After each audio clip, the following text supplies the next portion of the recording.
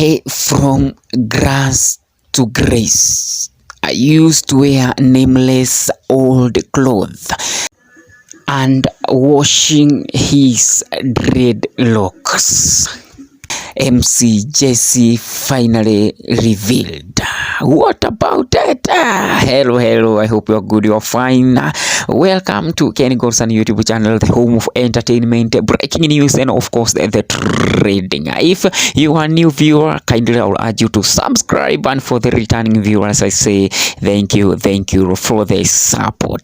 Now, what about the whole story? We all know Nameless and MC Jessy. When you mention these two guys, what comes in your mind?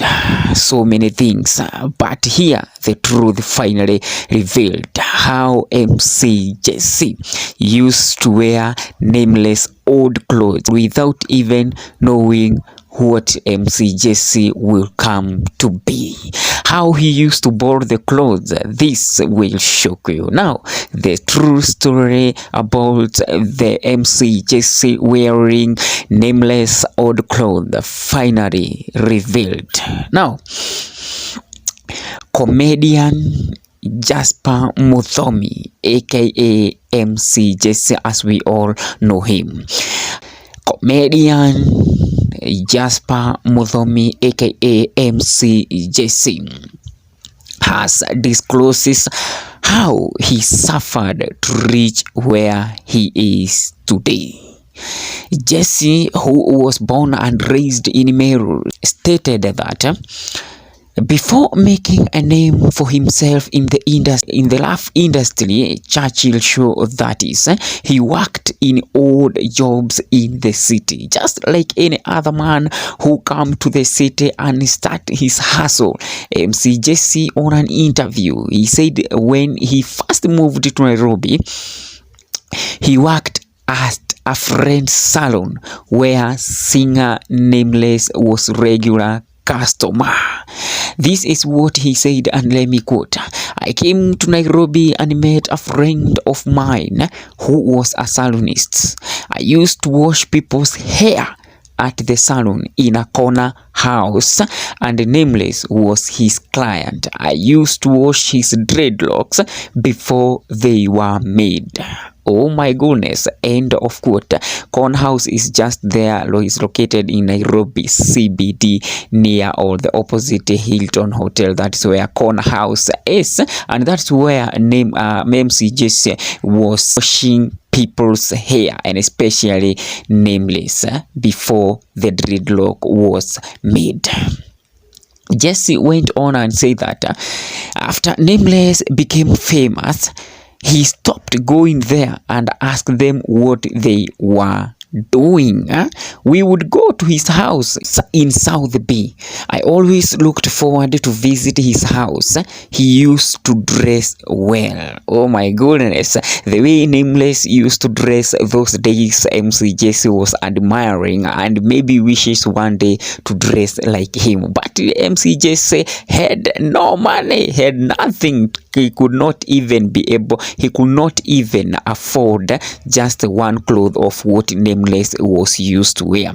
Jessy, as a hustler at the time, said he admired Nameless' sense of fashion that he used to dress.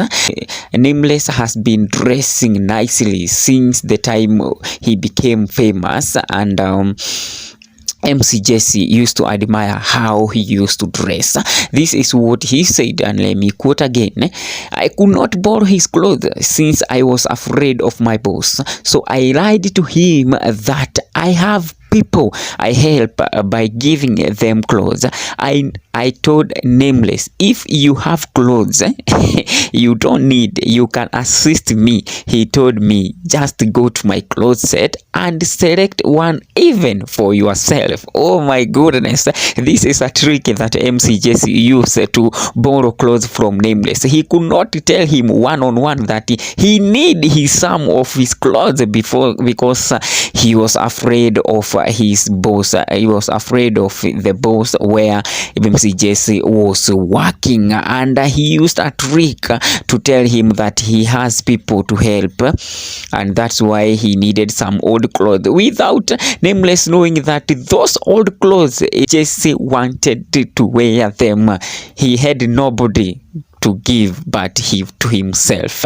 Jessy recalled wearing Nameless Timberland boots after one of his Chaguo Latenzi performance. He said that my first Timberland I wore was his. I took the whole outfit he had wore at Chaguo Latenzi. The only thing that I left was his bandana, since I did not have dreadlocks.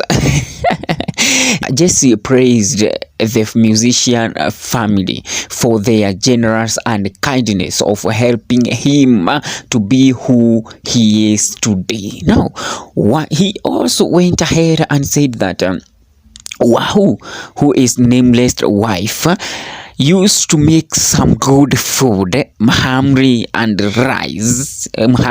rice chicken for them, and he cooked supper very well, where MC Jessy packed the food in his stomach because he never knew where the next meal would come from. Oh my goodness. To mean that MC Jessy was suffering even to feed, it was a problem. But Wahoo used to cook a very nice food where MC Jessy used to eat and pack them in the stomach because he never knew where the next meal would come from. MC Jessy has narrated his story in various places of how he suffered before he became the person he is today, and he was also vying for South Immense Member of Parliament. He went ahead and said that after he became famous, MC Jessy said he reminded Mathenge's family about him, and they were all shocked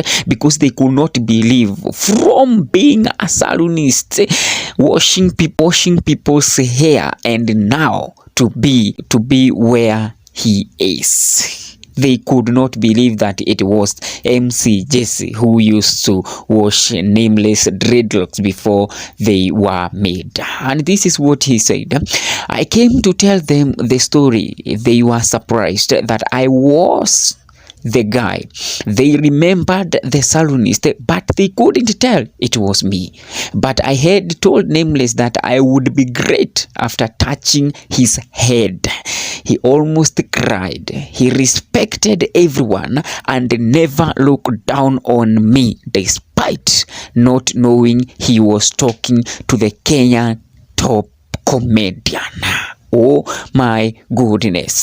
This is a story that MC Jessy revealed, and he said that it is not good. Don't look down on people and maybe despise their small beginning, because you never know what future hold on them. MC Jessy said that he was once a salonist. He used to wash people's hair one day in Nairobi, but today he is the guy that we know. He has achieved a lot of things, even vying for an MP in South Immense Meru. This is not a small achievement.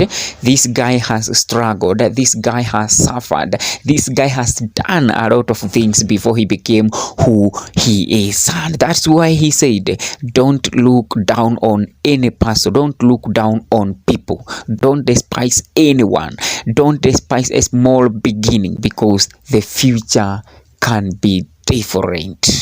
Oh my goodness, this is a story of MC Jessy. Don't go anywhere. What do you think about the whole story of MC Jessy? Don't forget to leave your comment on the comment section. For all the trading, breaking, and entertainment, subscribe to this YouTube channel so that you can get all the update. I have been your host, Kenny anytime. Let's meet in the next video, dropping right away after this one. Thank you for watching.